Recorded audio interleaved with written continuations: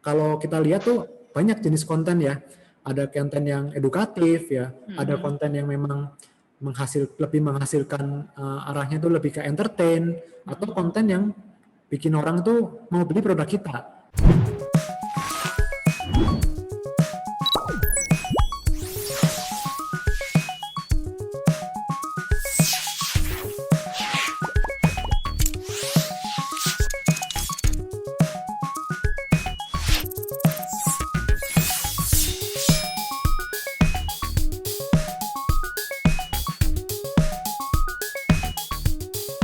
Jadi sebelum masuk ke website, mungkin saya mau jelasin dulu tentang digital marketingnya kali ya, Mbak Tentri. Iya, boleh. Jadi digital marketing itu kalau berdasarkan pengalaman saya itu ada dua hal ya. Yang pertama itu traffic dan yang kedua itu konversi ya. Jadi traffic itu ibaratnya ya pengunjungnya ya. Ibaratnya kita punya toko, pengunjungnya berapa banyak nih ya. Gimana caranya mendatangkan pengunjung ke toko kita gitu. Nah, caranya bisa melalui Instagram, bisa menggunakan website, bisa dari marketplace yang udah punya user base banyak gitu ya. Nah, itu salah satu cara untuk mendatangkan traffic. Dan yang kedua itu ada konversi ya. Jadi kalau kita ngomongin penjualan itu kita ukurnya dari konversinya.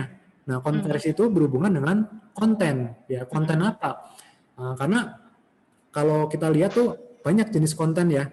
Ada konten yang edukatif ya, ada konten yang memang lebih menghasilkan arahnya tuh lebih ke entertain, atau konten yang bikin orang tuh mau beli produk kita gitu. Jadi ada dua jenis tuh, traffic dan konversi. Nah, jadi kalau misalkan kita pengen mengkonversinya ya, kalau di melalui website ya kita harus bisa ngerti mengubah nih dari orang yang tadinya pengunjung bisa mau jadi prospek kita. Ya, kalau misalkan udah masuk prospek kan kita harus punya database-nya mereka ya. Kayak misalkan nomor WhatsApp ya, atau email ya. Cuma kebanyakan kalau UMKM sih kita gunainnya WhatsApp ya. Karena lebih simpel sih dibandingkan email gitu. Nah, misalkan dari website kita nih, ya kita bisa kasih konsultasi gratis gitu. Nah, nanti orang klik tuh konsultasi gratis lewat WhatsApp, kita kan dapat database-nya ya, nanti kita bisa melakukan follow up secara berkala gitu. Jadi pengunjung yang datang itu nggak pulang, maksudnya pengunjung yang udah datang ke toko kita tuh bisa dapat database mereka supaya kita bisa kontak lagi di kemudian hari gitu. Kalau misalkan kita membiarkan pengunjung pulang tanpa kita dapat database-nya, ya itu kan sayang juga ya traffic-nya gitu. Jadi yang pertama kita bisa collecting database-nya dulu sih kalau di website ya. Nah, terus setelah kita punya prospeknya, baru kita bisa follow up nanti melalui WhatsApp marketing gitu ya. Kita bisa broadcast tentang manfaat produk kita bisa broadcast tentang success story-nya produk kita misalkan, atau penawaran-penawaran yang menarik gitu.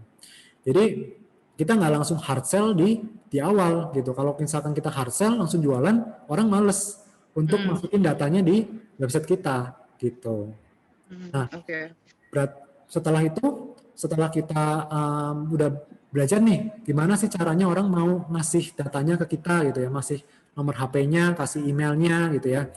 Dari situ kita bisa analisa nih, Mbak Tentri, pengunjung kita tuh berapa ya, terus berapa banyak orang yang ngasih data ke kita, terus berapa banyak penjualan dari database yang kita dapat ya. Nah, itu tuh akan menjadi funnel ya, ibaratnya tuh kalau saya bilang tuh funnel kayak corong gitu. Ya, konversinya kelihatan. Misalkan pengunjung website kita tuh sebulan 10.000 misalkan.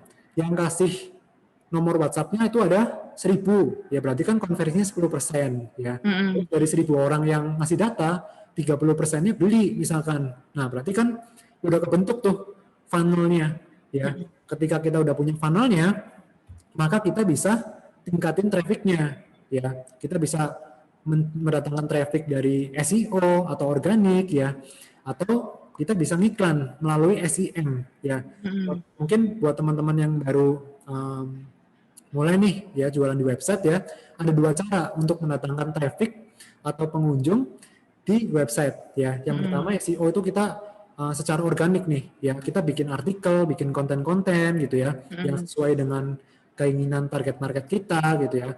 Memang kalau kita bikin konten itu nggak bisa langsung tiba-tiba besok naik di halaman satu Google ya, nggak bisa cepet gitu, butuh Iya. proses gitu.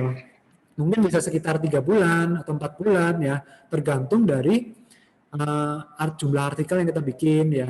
Terus tergantung juga dari kata pencarian apa yang paling banyak dicari gitu ya. Itu kita harus riset dulu tuh kalau bikin artikel gitu ya. Bahkan kalau saya biasa sebelum bikin artikel, saya riset dulu kata kunci apa yang lagi populer. Lalu berapa banyak pencarian dari kata kunci itu setiap bulannya gitu. Karena kalau misalkan kita mentarget kata kunci yang pencariannya sedikit, berarti trafficnya akan sedikit juga gitu. Mm-mm. Jadi Oke. itu kalau SEO tuh butuh waktu. Tapi kalau misalkan mau yang cepat ya kita bisa iklan melalui Google Ads ya. Jadi Google Mm-mm. Ads atau bahasa lainnya tuh SEM, Search Engine Marketing, itu kita bisa ngiklan dan dalam seketika itu bisa langsung masuk ke halaman satu Google ya. Oh, oke, Ya, oke. jadi Dan uh, dan harganya juga lumayan ya kalau SEM ya. ya, sebenarnya tergantung dari kata kunci yang mau kita target sih, Mbak Tentri gitu. Dan kita bisa melihat juga nih enaknya. Misalkan kita mau target kata kunci um, jamu kolesterol gitu ya. Itu bisa kelihatan tuh biaya per kliknya itu berapa gitu ya. Dan kita bisa lihat kompetisinya seperti apa. Apakah kompetisinya rendah, medium atau tinggi gitu. Biasa kalau tinggi itu udah banyak yang iklan gitu. Jadi harga per kliknya tuh mahal. Oh, oke, oke. Dan itu bayarnya gimana tuh? Maksudnya apakah saat orang klik iklan kita atau website kita, kita baru bayar ke Google? Iya, jadi kalau misalkan orang ngeklik uh, punya kita, iklan kita, kita baru bayar gitu. Oh, oke. Jadi CPC, cost per klik gitu.